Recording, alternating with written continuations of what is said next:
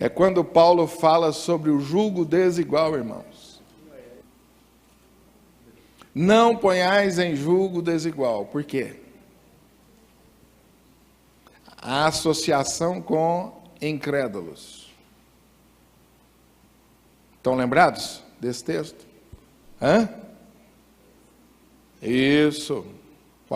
Pode ler aí. E a mulher que tem um marido incrédulo, a este consiste em viver com ela. Não é isso, não. Não, porque o marido incrédulo é santificado no convívio da esposa, é esse? Não, esse aí é a mulher que tem um marido, ela se converteu e o marido é incrédulo. Ou ela se casou desobedecendo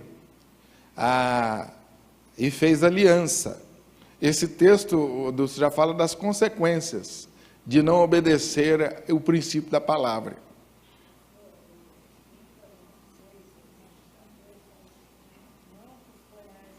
Segundo Coríntios, capítulo,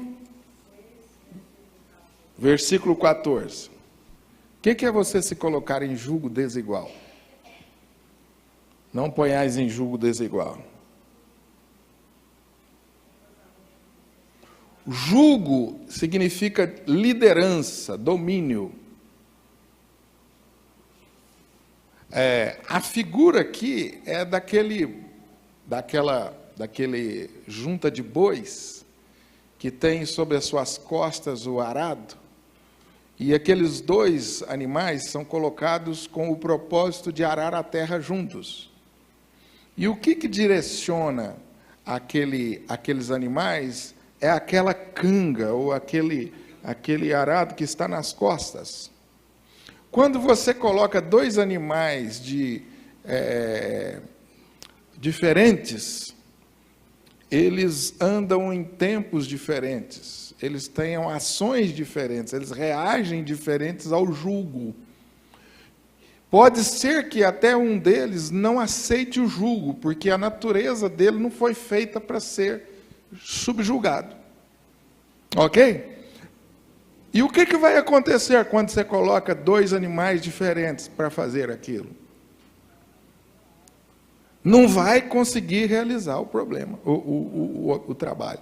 Não vai haver entendimento, não vai haver plantação, não vai haver colheita, não vai haver nada. O trabalho vai virar uma bagunça. Por quê? Porque os dois não se submeteram ao mesmo jugo.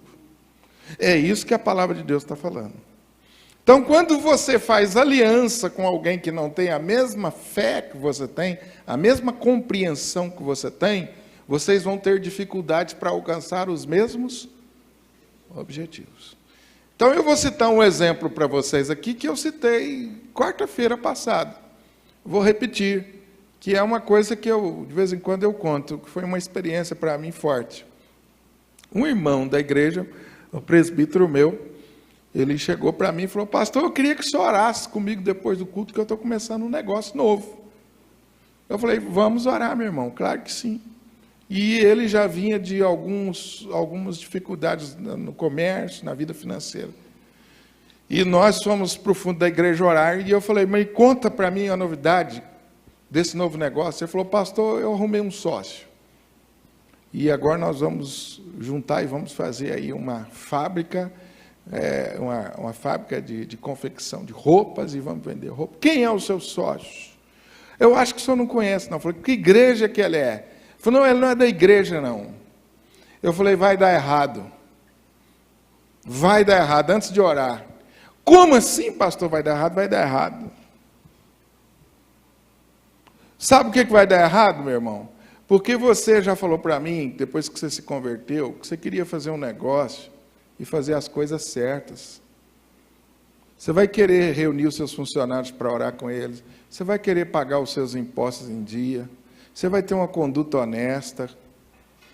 E o seu sócio não vai concordar com as suas ações. E ele ficou bravo comigo. Ele não gostou de eu falar que não vai dar certo. Porque também eu entendi, né? Ele veio cheio de expectativas. Eu já falei para ele que não ia dar certo. Mas eu fui honesto com ele. Eu falei: vai dar certo não, filho. Pastor, mas o senhor ora? Oro. Oro para Deus ter misericórdia.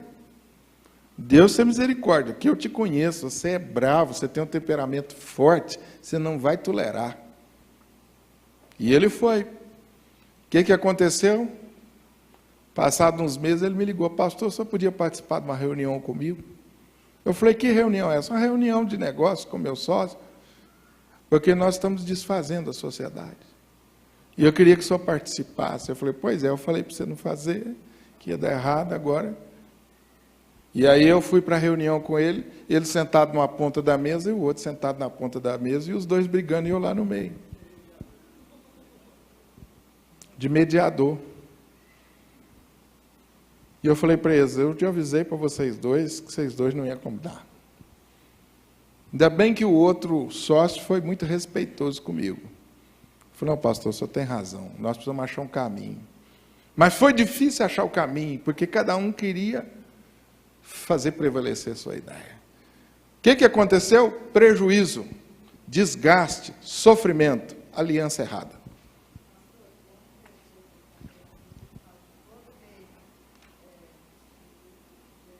O reino dividido não prevalecerá.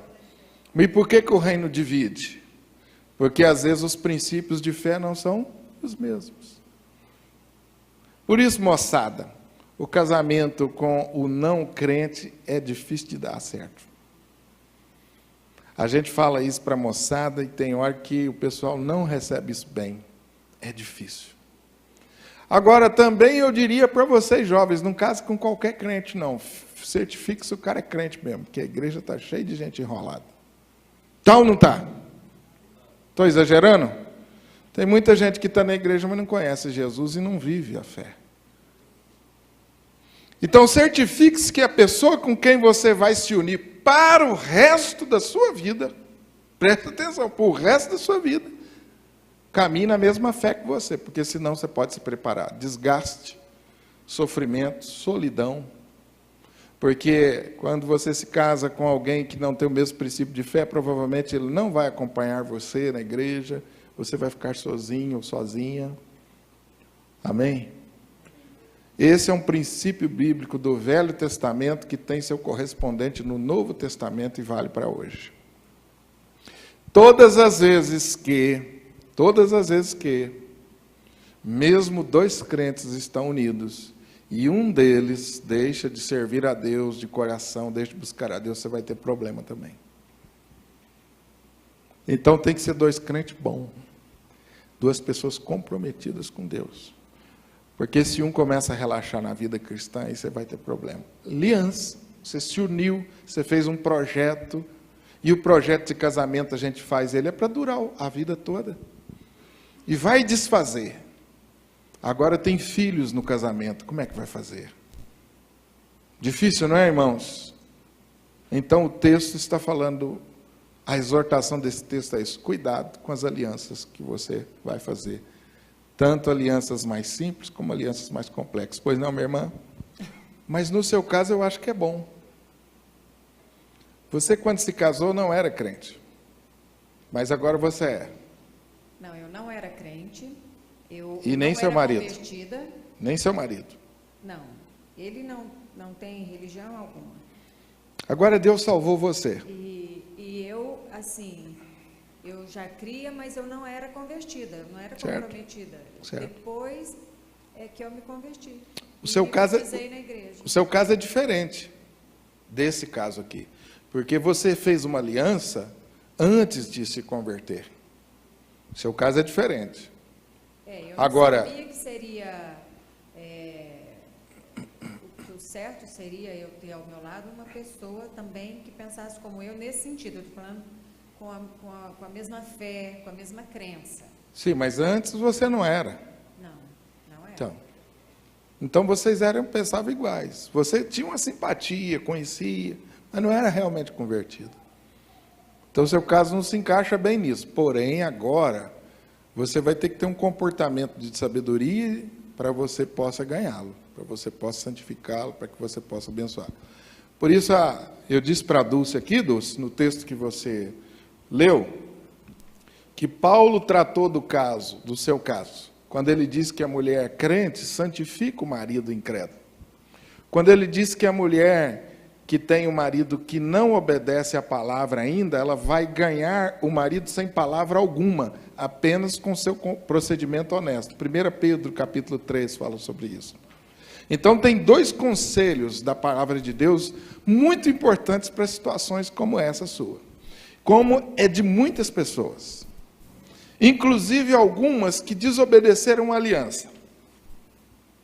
Porque o seu caso não houve desobediência, mas às vezes existe no meio da igreja a desobediência à aliança. Como houve na história do povo de Israel, quando você lê os textos que nós vamos ler para frente, você vai ver que o povo desobedeceu e se uniu aos outros povos. Então eles pagaram caro por isso.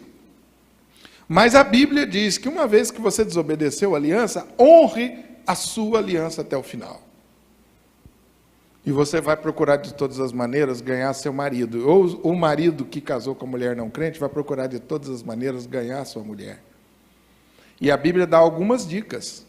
Uma delas é essa, que a mulher que casou com o marido não crente, ou que está vivendo com o marido não crente, que ela ganhe o seu marido com o seu procedimento honesto, com o seu testemunho.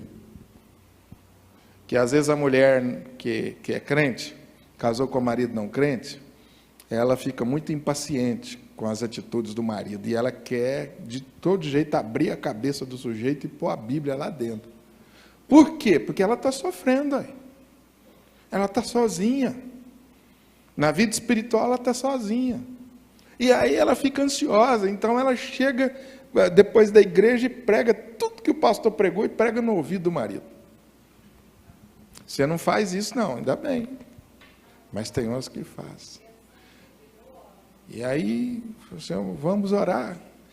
E às vezes a falta de sabedoria acaba afastando mais aquele marido da presença de Deus. Por isso o apóstolo Pedro falou assim, olha, mulher, quando você estiver numa situação como essa, tenha sabedoria e não fica pregando para o seu marido, dando lição de moral, não. Ganhe ele com o seu testemunho. Ganhe ele com o seu comportamento, sem nenhuma palavra. Eu costumo aconselhar sempre para as mulheres não crentes, mulheres crentes com marido não crente. Não, você não é pastor em casa. Não fica querendo convencer o cara a amar. Porque o pastor falou isso.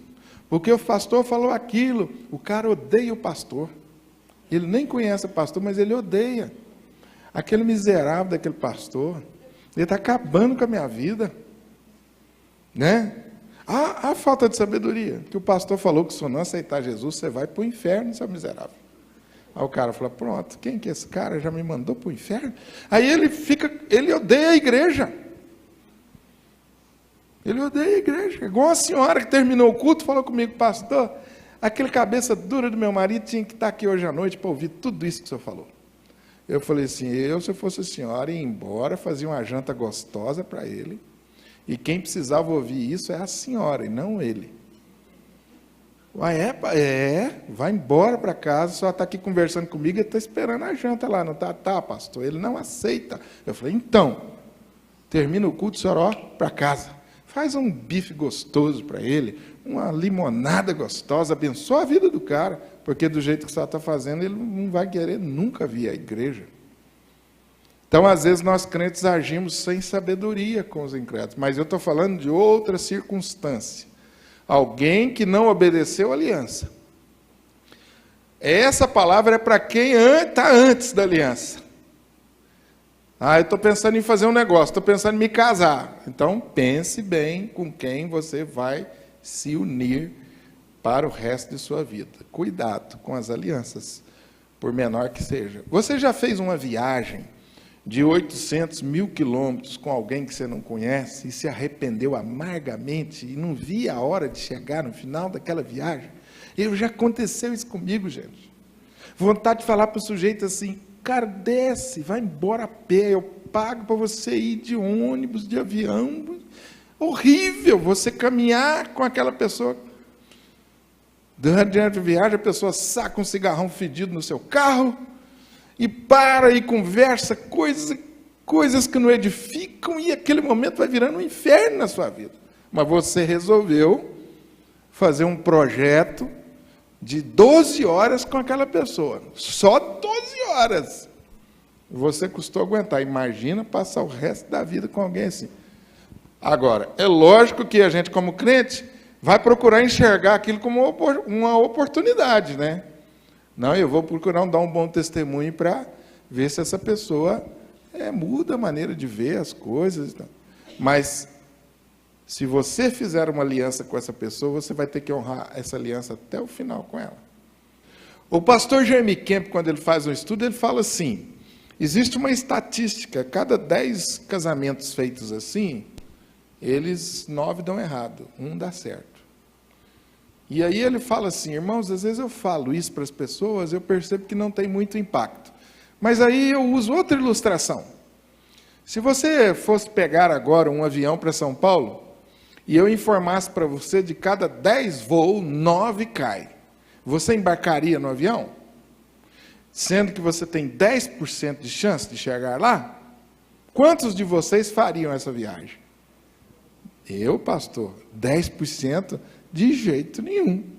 Mas às vezes a gente embarca na viagem do casamento tendo 10% de chance. E aí vem as dificuldades e as lutas. Irmãos, o Evangelho, e isso eu gosto sempre de destacar, sempre, e nós não podemos terminar sobre esse assunto de outro jeito. O Evangelho é da graça, da oportunidade. Você tem oportunidade ainda, Sérgio. Você tem oportunidade, nós temos oportunidades. Deus dá recursos, recurso da oração, recurso da busca, da dependência de Deus. Porque se alguém que gosta de mudar pessoas, é Deus. A especialidade dele é mudar pessoas. Então, às vezes, a gente fala, eu queria que meu marido, minha esposa fosse assim, fosse assado. Peça para Deus. Porque Deus é que muda pessoas. Nós não conseguimos mudar ninguém, viu, gente? Os casados há muito tempo aí, sabem, né? Que ninguém muda ninguém. Quem muda as pessoas é Deus. Não adianta você falar no ouvido, reclamar, murmurar, que você não vai mudar pessoa. Mas Deus muda. Quando a mulher ou o homem se associa ou entra em sintonia com o Espírito Santo de Deus, então você vai ver mudanças no seu lar, feitas pelo Espírito Santo. E assim como você tem esse exemplo, nós poderíamos dar exemplo de homens que se converteram depois, mulheres que se converteram depois. Eu citei um exemplo aqui de um diácono da minha igreja lá no Espírito Santo, que 12 anos orou pela conversão da esposa. E aos cultos, normalmente, eu via ele chorando. E eu falava, o que foi que você está chorando? O que aconteceu? Ele falou, pastor, não tem problema nenhum não, só queria ver minha mulher aqui do lado, mas ela não vem. Eu sonho com esse dia. Eu falei, fica firme, continua dando bom testemunho, continua orando. A mulher dele se transformou, gente, numa crente ativa, uma bênção. E às vezes eu brincava com ele, eu falei, agora é ela que te puxa, né? É ela que está puxando você agora para a igreja. Ele falou, pastor, é mesmo. Então, Deus ouve as nossas orações. Não desista não, viu, gente? Desista não.